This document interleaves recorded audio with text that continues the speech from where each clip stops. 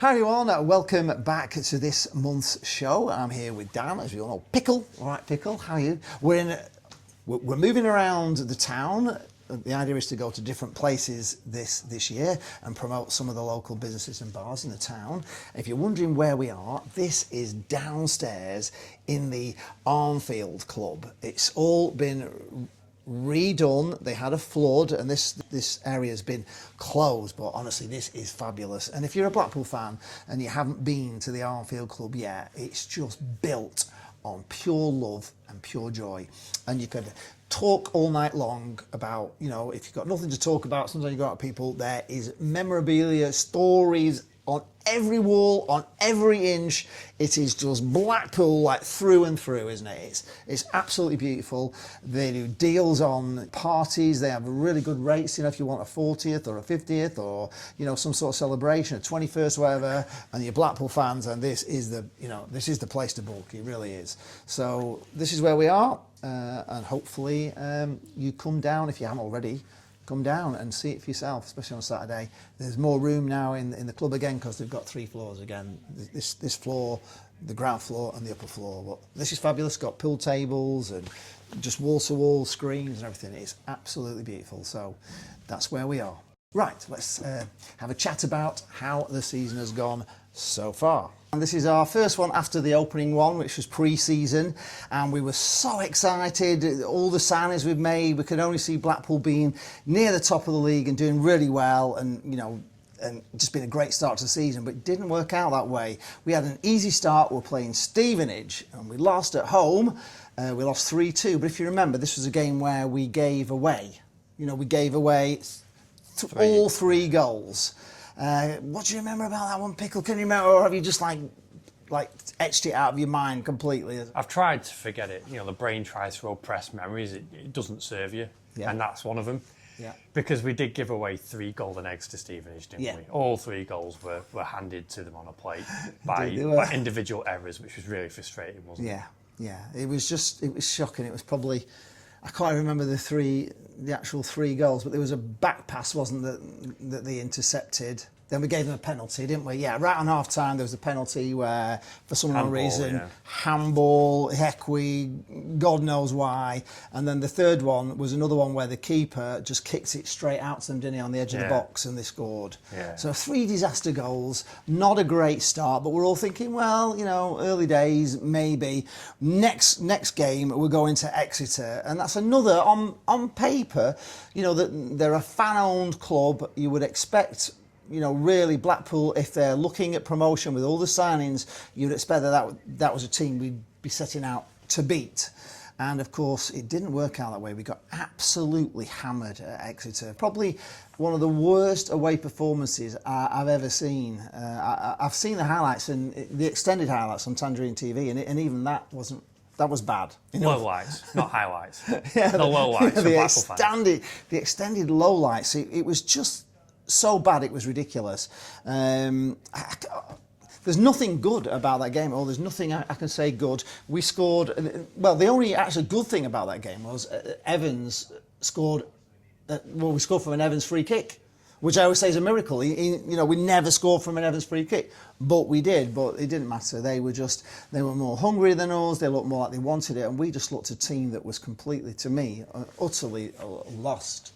I'm surprised we've actually bounced back from that a little bit. So after the disaster at Exeter, the next game was the EFL Cup, and you know, a chance for Blackpool to maybe make, you know, have a bit of a breakaway from the league, you know, regroup and play, you know, probably a weakened side. It's only Port Vale, you're thinking, and we were shocking in that game. We were even worse. And of course they brought a substitution on quite near the end, if I remember rightly, and he scored the winner. But it was just a very, very poor performance, and I hope to God we don't play like that against Port Vale in the league. Then we had a little bit of joy. We're playing Huddersfield. We're all thinking Huddersfield, you know, they're going to be up there looking at promotion this year. This is a really tough game, and they went to goal up. Do you remember? It was all looking bad. And you're thinking, oh, here we go. Within 4 minutes, wasn't it? Yes. Yeah, it was. It was like the game had only just started. And then somehow we had a sort of a miracle 10-minute spell, didn't we? Where Ennis was on fire. He looked $1 million. He looked really good. He gets 2 goals. We go 3-0 up. I can't remember who got the other goal. But then, unbelievably, Ennis gets sent off for what we've all seen was, he didn't even touch the guy, did he? The club didn't appeal it because there was this thing that, they may lose out the appeal because there was sort of intent there, even though he didn't hit the player. But I've seen the video, and the player actually crashes into Ennis and goes over him. Ennis did go in sort of hard, but he went past the ball. But anyway, he gets sent off, red card, and then it was, well, you're thinking it's going to be like the Alamo, aren't you, really? Second half, they come out, and pretty early in that half, they got the second. So it's 3-2, and we actually hung on, didn't we, for the whole of the half, and the atmosphere was unbelievable. Blackpool fought tooth and nail to get that win, and they got the win. And you're thinking to yourself, we've turned the corner. That's amazing. 10 men, we've won with 10 men. Surely that's now going to the league. I mean, were you thinking the same? Absolutely. I thought on the day, I've been pleased before. I've been over the moon with our performances. Yeah. I can't often say I've been proud of our performances. And I was proud of our performance that day. Yeah, me too. Because the way we got behind, the whole fans got behind the players. Yeah. The fans were incredible. The players, the defensive setup, they couldn't score. They couldn't even get a shot off Huddersfield for the most of that second half. And it was an outstanding performance. And I was thinking, that is a start to our season. Yeah. We've dug in, we've scored 3 really quick goals when we conceded early, which shows resilience. Yeah. And then we've defended like absolute troopers in the second half with 10 men and squandered any chance that Huddersfield had trying to get a shot off. And I was like, that was an outstanding performance, which should launch us into the season from now on. Absolutely. It wasn't enjoyable to watch. It was stressful. It was really stressful. It was horrendous. You felt like Huddersfield were coming at us all the time, didn't you? But the defending was absolutely amazing. And, you probably just like me thought, this is it. The season starts now. Yeah. Blackpool have won with 10 men against a team top of the league. This is it. We're gonna, we can only get better. Plot twist time. That's not what happened. No, that isn't what happened. The next game was Mansfield Town, which is strange really because we're playing a Nigel Clough team, and for me, before Steve Bruce, I would always look forward to playing a Nigel Clough team. I'd always think he's easy to beat, Nigel Clough. We always beat him. Never really beats us. But for Bruce, he is Bruce's nemesis. He hates him. He never beats him. He can't beat him. It's in his head that he can't beat him. And sure enough, he's played against him twice and lost twice. And this was another performance where really they just outclassed us. I thought Blackpool didn't look at the races, so we've got 3 points after 3 games. Is that right? 3 points after 3 games. Then we go away to Plymouth, a team that, before we played them, hadn't won a single game. They'd played 4, lost 4. And I've watched bits of it, and they looked nervous. They looked like they were a team not with a lot of confidence, looking like a team that we should be going there to beat. As I say, that wounded animal on the Serengeti, there was no confidence. And as the half went on, you could see Plymouth grow into this game because Blackpool were just toothless and useless. And I'm sure they must have thought, geez, it's been hard so far, but this team are beatable. I mean, they're not causing us any problems whatsoever. And we lost 1-0. What are you thinking then? Did you see any of that, Pickle, by the way? Did you see any of that game? I didn't see the game. I watched the highlights, I've heard the stories, and every story I've heard is the same, similar. They just didn't turn up. No. They didn't look like they could win the game because they didn't believe they could win the game. They didn't try to win the game. No. That was the impression a lot of the fans got from that match. I'm sure that's not the case. I'm sure the players went out and did what they could do, but it just didn't translate on the pitch. No. And when you don't do that, like you say, the other team grows into the game and thinks we can have this. Yeah, absolutely. And then they went and got it. We looked easy to beat, and I'm sure they looked at it and thought, wow, this is really going to be, this is a piece of cake. And I think they had actually just made a few signings, and they have turned it around a little bit since that game. But over the years, one of the things that frustrates me about Blackpool, and has done many times, it's when a club is playing us and they're on a bad run.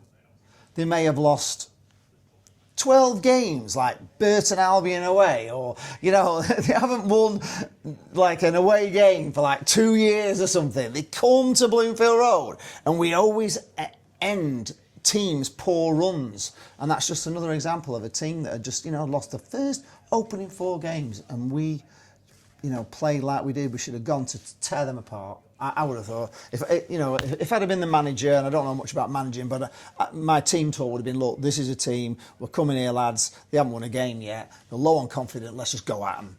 Just right from the get-go, let's give it everything, and let's see if, just go all guns blazing, and let's just get a couple of goals up, and we'll murder them. But we didn't. We played like a bunch of headless chickens, petrified headless chickens, scared to cross the road.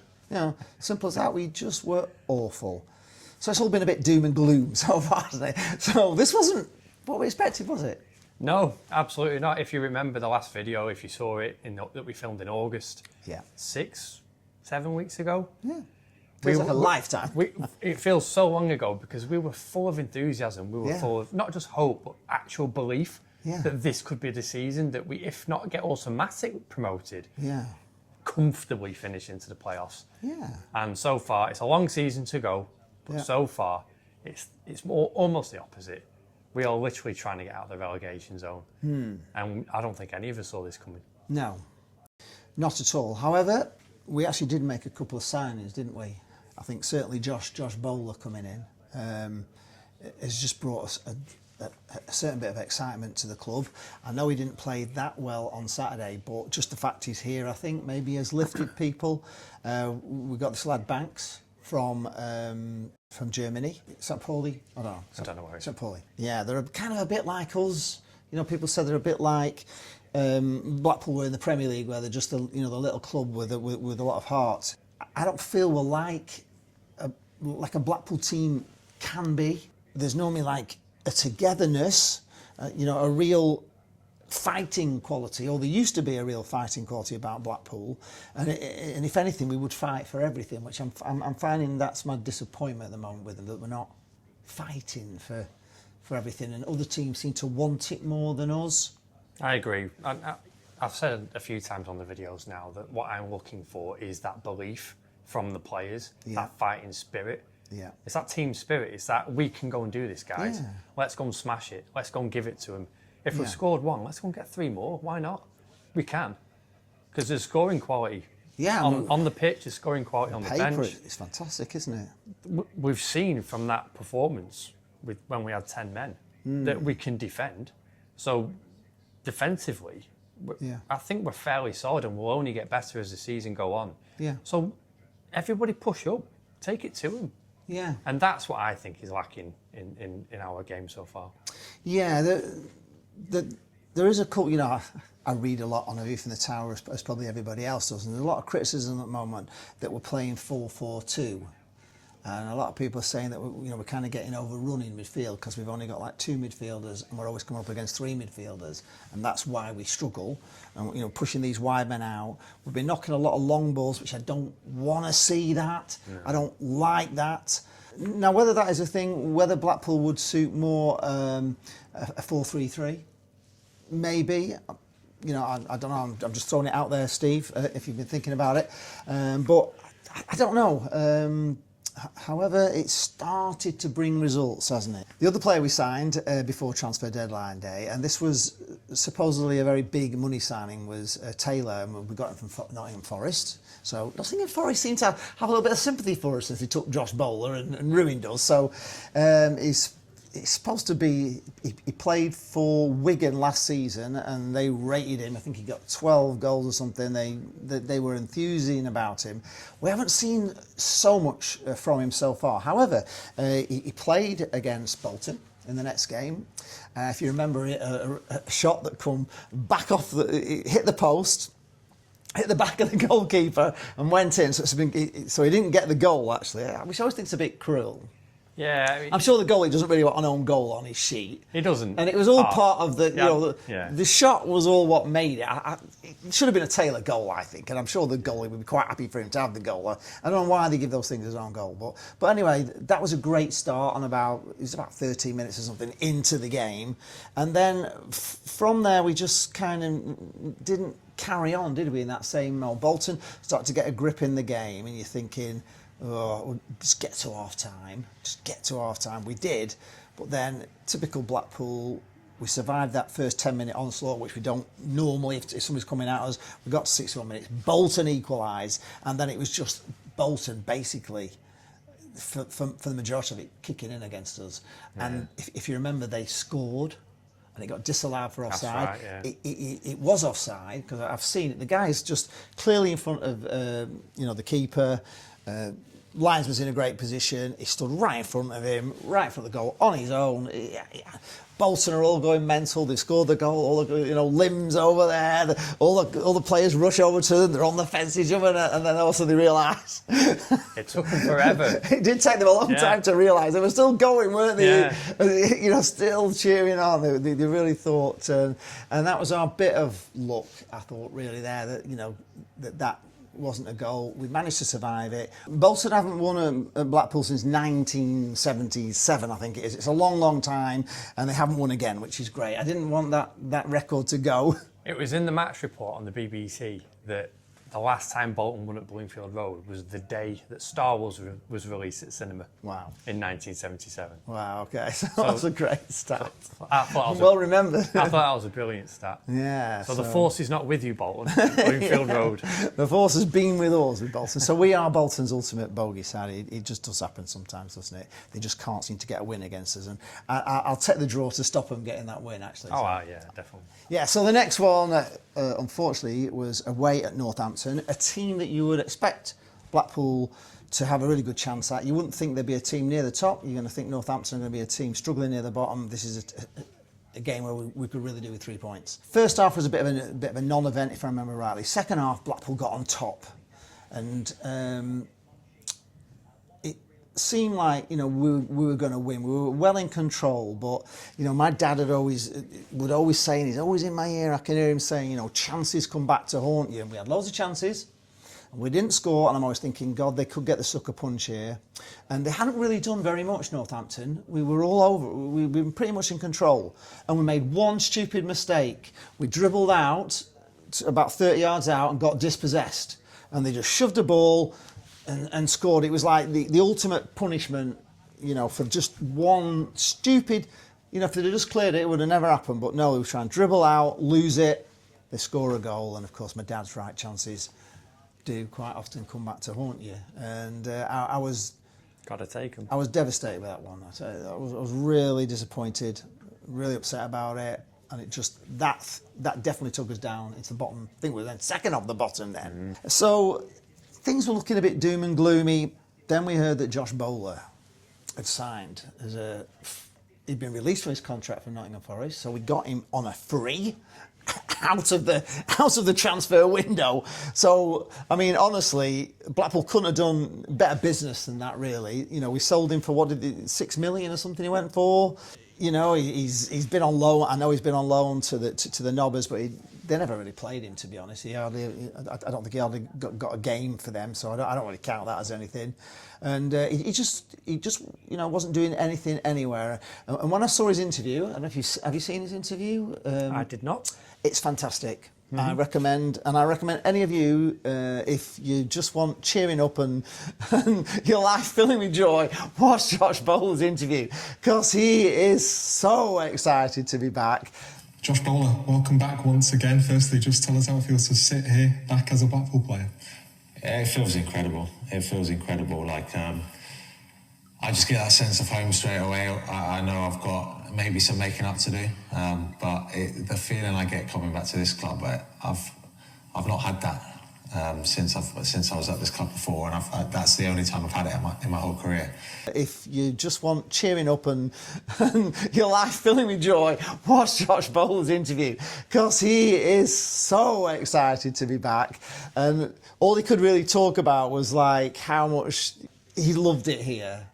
And he just clearly hadn't, and you can imagine, can't you, from having your own song and being an absolute like legend and people talking about you, that 6 million wasn't enough for you, they're talking as good as the lad from Forest at the time. I was having arguments with Forest fans on a video I did with them, a live stream, that I thought Bowler was better.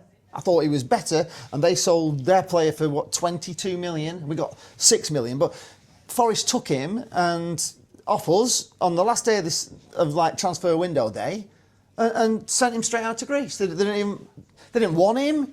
They just took him off us for no reason, and that basically, from there we got relegated. You know what I mean? And he's gone out to Greece. He's not really done anything anywhere yet. He'll have made money because I think he was on about 30 grand a week. So it's rumoured. So if he was on that for three years, he's done all right for himself. He'll have 4 million in the bank or something. So he won't be short of a bob or two. But it's a lot about mental health, everything, isn't it? If you think you're like a mega star and then you go and end up playing in Greece and you don't get really much of a goal there, you're expecting to go to Forest, and then Forest sign just hundreds of players, don't they? You got like millions more than you, and you have no chance, have you? So you're sent out on loan and nothing really works out, and you must think, God, just think how my life was. I might not have had the money, but wow. I had that joy inside me, and everything was, everything was joyful. I remember the goal he scored at Stoke. You remember with Jerry Yates, the 1-2, and oh my God, that video when you see it from pitch level and the brilliance of Yates and Bowler, and he just buries it, and the Blackpool fans go, it's just dream street compared to, I watched the video of him playing for Nottingham Forest reserves. Did you just see that? Where he's just he's just playing on a sports pitch or something. He scored a great goal, just cheering himself, you know what I mean? So having Bowler back is just, for me, Jane actually came to a game because she loves Josh Bowler. He's back on a screensaver. A picture with him. Is he? She had a picture with him in. Sorry, mate. I know. I'm not into the cheap seat. So Jane's over the moon that Bowler's back. She loves him. So what do you think about that with Bowler? I'm glad he's back because he's a great player, Bowler. I had issues with how he played with us last time. I thought he took too many touches. I thought he tried to take too many players on sometimes. Always trying to take on that third man once he's beaten one or two, and he should have passed or he should have shot. And he always ran into trouble. And he didn't seem to learn from that. No. But he was quality. He drew defenders in. He looked so dangerous every time he got the ball. And if he could have just got past that little niggle he had with not getting rid of it quick enough, then he'd have started to attract those 15, 20 millions because he would have been unstoppable. So the fact that he's back, hopefully a bit more experienced, hopefully a bit more mature, I think it's going to be fantastic for the club. I do too. Now, I have a little bit of a different feeling on that than you, because there's so many football players, they're 10 a penny, really, that just can pass a ball back, make a forward run, then go back, then pass it across, and they don't have the bottle to actually even try to take somebody on. Yeah, agreed. One of the reasons why I like CJ Hamilton, and I've always liked CJ Hamilton, is because he's not a great dribbler, but he has got that pace and he can shove it round people, and he does get himself. And we'll talk about the goal soon, but it's down to CJ, to be honest, and it's that mentality of having the want to drive the ball forward and to go at people. And I like players, whether they get past them or not, whether they're prepared to take them on. And with Bowler, he has that, very much like Stanley Matthews, and I'm not saying he is Stanley Matthews because he was amazing at it, but you could never tell which way Matthews was going to go. You could never tell left or right, which way he went. He could go inside, outside.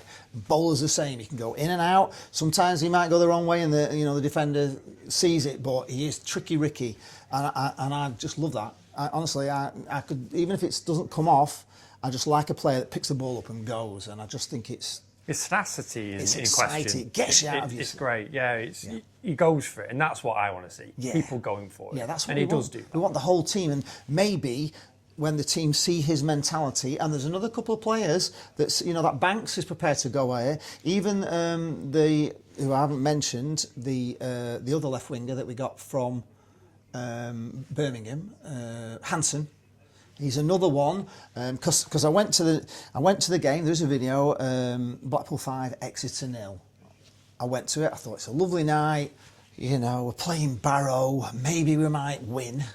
We might get a 1-0. So it's only bloody Barrow. You know what I mean? I'm thinking, and honestly, it was one of the best games I've seen from Blackpool in a long time. It was a lovely night. It was that kind of really nice, still summery sort of evening. There wasn't a lot of fans there, but what I saw made me think, you know what? I know it's only Barrow, but flipping heck, we're playing really well.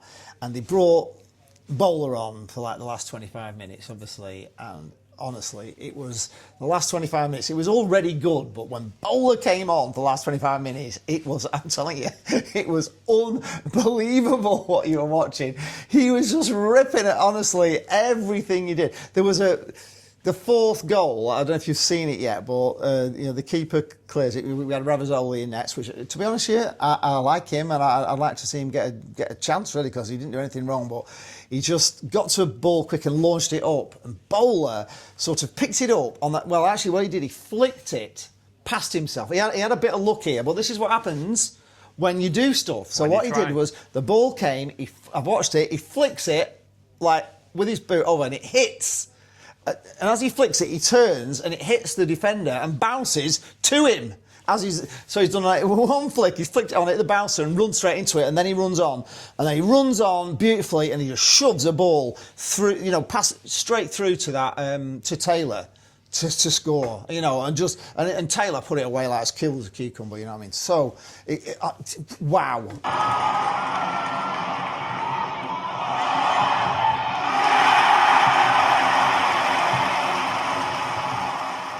And then he goes on another amazing run, and he hits one, and it's going all the way. It looked like the crossbar post and comes back out straight into the keeper's arms. You're thinking, this is unbelievable. And he was everywhere. Honestly, it was electric, and it was just amazing. Have you got Josh Bowler on your screensaver as well? I have, yeah. I love him, honestly. He's the kind of player that I really love, honestly. I do. I loved him just as much as Jane, because he's just exciting, and I like exciting football. I'm sure you like exciting football and all. And if you can bring that mentality into the team. Yeah. And I thought that Mick McCarthy ruined him when he came back, because he was going on all the time about defending, wasn't he? You got defending's important. Bloody Mick McCarthy, I hated him. So yeah, Bowler, don't be attacking down left. Come back and defend, innit? All that sort of stuff. Like, piss off, Mick. So yeah, you just want Bowler to be attacking, don't you? Stop defending. Do what you do. Anyway, yeah. So he ruined him. So hopefully. Bruce has said what he wants him to do. He looked like he had a bit of a free roaming role. Anyway, that's Bowler against Barrow. I'm all excited about him. I've told everybody about how fantastic Bowler is, and I'm excited. He's on the team, starts off, doesn't he? We're playing Barnsley on Saturday, and Jane has this theory that he doesn't like the rain. He's not a player that's keen on playing in the rain. And the weird thing is, at the end of my video, there's a walking away shot. And it was brilliant. I thought, rather than walk, I'm just going to stand there. I'm just going to film this, because there was like bush going like this. It's all, the wind's everywhere. People are walking against the wind. The rain's coming down in steroids. And it was, honestly, in the stands, it's not so bad. But on the pitch, I bet it was absolutely bloody horrific. It was horrible. It's not good. It was really bad conditions. And maybe Bowler is just that kind of player that doesn't really like... You're like a horse. You have certain horses that like hard ground, some like soft, some run really well, and some you know what I mean. They're all different. Maybe he doesn't find it as easy when it's raining on him, and he's not. He just doesn't like it. But maybe he was tired from 25 minutes of actually playing on at the Barrow game. So maybe he's not been playing like regular first team football. I'm sure as he gets fitter, he'll get better. But he didn't play very well, did he? However, he didn't have a great game, but it's a good point about the rain, you know, because we could all sit here and say, well, they get paid enough to like put up with any weather, but the weather was horrendous. It was. You can't battered see it down. It did, like, side off. For every minute of that match, it was hammering it down. And that cannot be easy to play for anybody. And it was kind of a flat match. Barnsley and Blackpool didn't do an awful lot. No, it was spoiled by the weather. It was probably weather conditions. And if that affects certain players more than others, if it affects Bowler more than others, then that could be a thing that it's just one of those things. It was a frustrating day, wasn't it? First half, Barnsley were on top, weren't they? Yeah. And we were just not coping with them. They seemed to be passing it around, pinging it around. There was a couple of like bad defensive clearances that could have been goals on another day. You know, we just cleared. And there's one, you know, Kilson, I don't like to slag him, but he just kicked it over his own man, who was like five yards away from him, over 10 yards, straight to their guy who has a shot in the D and puts it wide. So there was we rode our luck in that first half, but second half, you know, I said at half time that, you know, they need a rocket up their arse. And I think they did get that rocket up their arse because they came out a lot more determined in the second half. We closed Barnsley down. We really didn't give Barnsley a look in that second half, did we? I mean, Barnsley didn't have any shots on target at all, but they did look like they could score first half. But second half, only until the last, you know, when they had that corner. But apart from that, they really were no threat. And Blackpool, you know, looked like they had a nailed-on penalty, and I've seen it. I mean, they pull Ash Fletcher's shirt back. That was a penalty. Then you said the guy takes Ennis out. That could have been a penalty. No penalty. And you're thinking, well, it's just not our day, is it? They put up the minutes, and if I remember Barnsley were wasting a bit of time, weren't they? You know, the guys trudging off because they're under. You know what it's like. The trudging off and the walking actually backwards as they're going, like the moonwalk, aren't they? As they're going off. You think, can he go any slower off this pitch for the substitution? So they were wasting time. There was a bit of an injury anyway. The ball comes up 8 minutes, doesn't it? 8 minutes. 8 minutes of stoppage time. And I'm thinking, eight minutes. Can we do something? And they had a corner. It was looking a bit dangerous. Then we go down and we get a corner with 40 seconds to go. Bestie says, I fancy this, didn't he? Yeah. He did. I've got a good feeling. I've got a good feeling about this. He did, didn't he? Yeah, he did. He did. He said, I've got a good feeling about this. I'm thinking, are you dreaming? It's not going to happen. Anyway, the corner comes in and I watch the video. We all sort of like, because it wasn't a great corner. Then CJ gets fouled, doesn't he? And you're thinking, but he gets up. I don't know if you read it, but Mitch Cook's left foot. It's called Mitch Cook's left foot. It's written by Matt, who sits a couple of rows behind us, and he's matching that. It's worth it just to read him, just to think what we should say, because his observations are amazing. And he'd likened this goal. What did he say? He had all these feelings about bad things in life, and that's how he's feeling at the moment, like, you know, things that, like missing a bus as it's just going away, and all these really bad feelings, and he was just feeling so down. And then, you know, he sees the corner come across, and then CJ gets fouled. He thinks, oh, for God's sake, you know, referee don't give a thing. And then all of a sudden he says he sees CJ like nudging it forward like a hockey stick, which he did. And then he just puts that ball in, doesn't he? Ball back, and Jordan Brown picks it up on the edge of the box, and you could see, you knew it were in, didn't you? Yeah. You knew it was in, because from our angle, you know, we could see the gap. You could see there was a gap, couldn't you? You could see it to obviously the left of the goal, but to our right. You're thinking, God, if he puts it in there, it's a goal, isn't it? And he just placed it in, didn't he? But not soft. He placed it in with speed. But he put it right in that spot, didn't he? No chance. The ground. I mean, it's late goals are fantastic. You know, they are. Late winners are fantastic. When you score them. Oh yeah, they're awful. You can imagine how bad the Barnsley fan. But late winners in like the last minute of like extra time. We'll get down to the last 10 seconds of extra time. On a really, really frustrating match where you've got more and more angry as the game's gone on. And you're all angry anyway when you get in there, because we've got 4 points and we should be top of the league, and everybody's down, aren't they? And everybody's sick and everybody's angry, and, you know, the referee doesn't give us a penalty, and everything's sort of just building, isn't it, to like a crescendo inside yourself. And when that goal went in, oh my God! I mean, the roof went off, didn't it? I mean,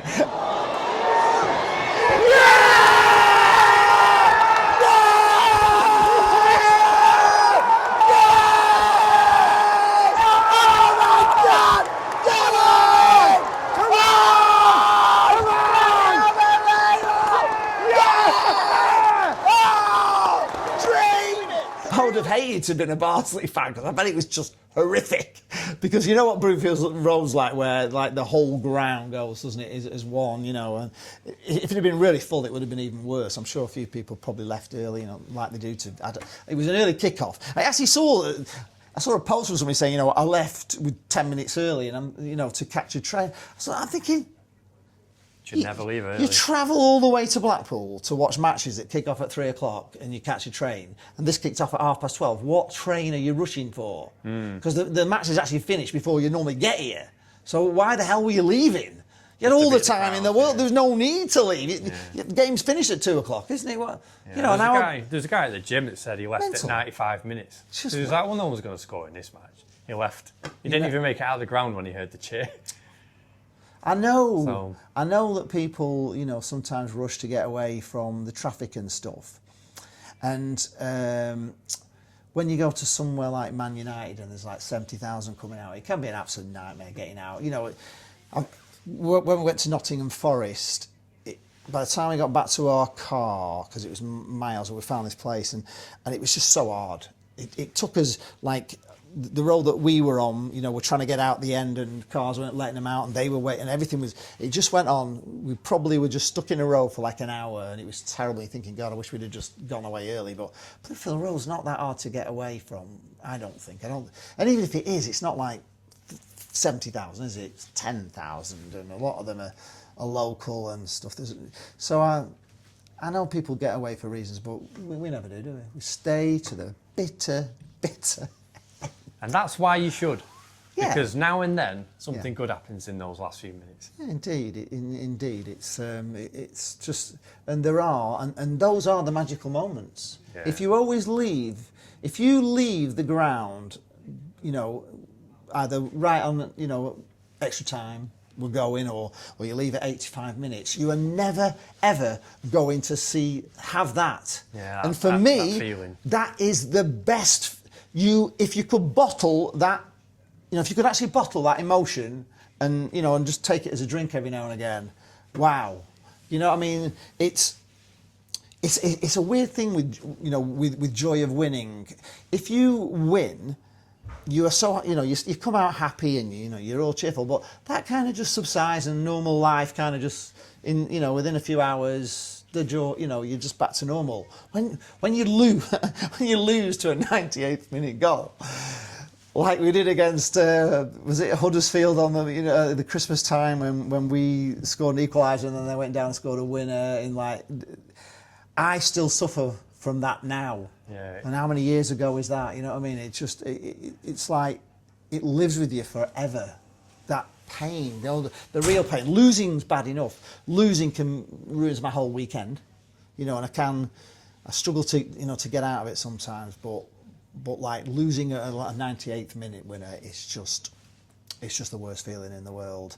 And they'll probably never forget being here in that rain, and I can imagine their thoughts on the game. And I actually felt sorry for the Barnsley fans because not only have they travelled all the way to Blackpool in horrendous conditions, they went and lost in the 98th minute and then had to drive home in horrendous conditions.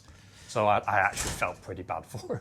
Yeah, but there was this moment as I was coming into the ground and getting to, you know, you see it on the video.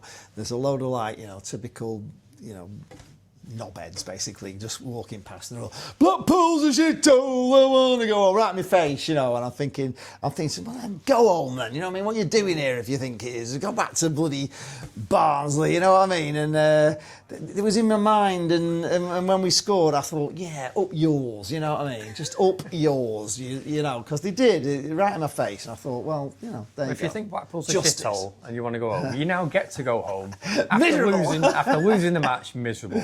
Yeah, which is far better than somebody singing that and then winning, you know, in, you know, like in the sunshine, as we always say quite often. And one of the things that just disappoints us more than anything else is it's a beautiful sunny day, you know, the end of the season, sun's out, it's a fantastic day for football, and we sit there and we're beaten and we just watch them all celebrate, and it's hard to take, isn't it? Yeah. It is hard to take. So it's nice to just get one back every now and again. And hopefully now that I'm trying to look into the future, and I'm not exactly confident, if I'm being honest. On Saturday, we've got Bradford away, and they're top of the league. But if Blackpool, I still believe if Blackpool play the way we can play, we can beat anybody in this league. I do believe that, but you don't know, do you? And I'm hoping that did something, that because you could see the players were like so together, weren't they? We'll probably take more fans as well. I saw that, you know, when we scored that late winner, when Brown put that ball in the net, the reaction from the players, obviously they're going to be happy that they've scored. Obviously they're going to be happy that they've scored in the 98th minute and it's pretty much the winner. But it was more than that. There was something about the joy. There was a togetherness in the team on the pitch, in the celebrations. Yeah. They were over the moon. Yeah, indeed. Like more so than you'd expect them to be, I thought. Yeah, they were. And just... it gave me a bit of comfort, thinking they are together. They are together. They do want this. Yeah. They are on the same page. It's just not working out for them so far. No. But it gave me a bit of hope. Yeah, me too. Anyway, I hope that we do win on Saturday against Bradford, and I hope this, you know, the season turns around. I hope next month that, you know, we're coming with a lot more joyful show than we have done this time. Hopefully Blackpool are moving up the table, so fingers crossed. If you've enjoyed this show, please give it a like, and also if you haven't yet subscribed, click that little subscribe button, we really appreciate it, and we will see you in the next one. Thanks a lot for watching.